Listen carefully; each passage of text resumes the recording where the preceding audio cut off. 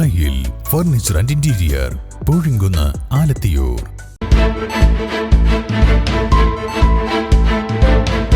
നമസ്കാരം. വെട്ട ന്യൂസ് ക്യാപ്സൂളിലേക്ക് സ്വാഗതം. പവൻ ഗോൾ തിരൂർ.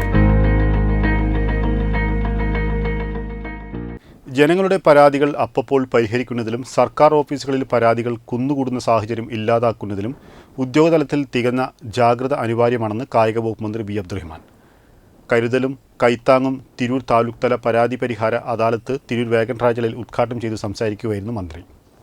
ടൂറിസം പൊതുമരാമത്ത് വകുപ്പ് മന്ത്രി PA മുഹമ്മദ് റിയാസ്, മന്ത്രി വി അബ്ദുറഹ്മാൻ എന്നിവരുടെ നേതൃത്വത്തിലാണ് ജില്ലയിലെ അദാലത്ത്. ജനങ്ങൾക്ക് എല്ലാ കാര്യങ്ങളെക്കുറിച്ചും ശരിയായ അവബോധമുള്ള കാലമാണിത്. ചെറിയ കാര്യങ്ങൾക്ക് പോലും പലതവണ ഓഫീസുകൾ കയറിയിറങ്ങേണ്ട സാഹചര്യം ജനാധിപത്യ സംവിധാനത്തിന് ചേർന്നതല്ല. ജനങ്ങളോട് ചേർന്ന് നിൽക്കുന്ന, ജനങ്ങളെ യജമാനന്മാരായി കാണുന്ന സർക്കാരാണ് കേരളം ഭരിക്കുന്നത്. ഇത് മനസ്സിലാക്കി വേണം ഉദ്യോഗസ്ഥർ പ്രവർത്തിക്കേണ്ടത്.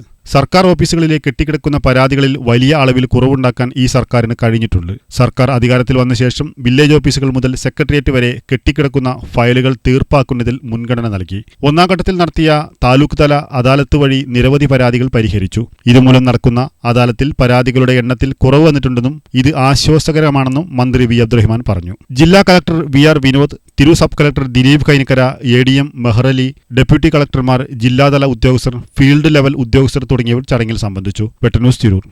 എന്റെ ഇഷ്ടങ്ങൾ എന്റെ ഫാമിലിക്ക് അറിയാം. Family wedding centre.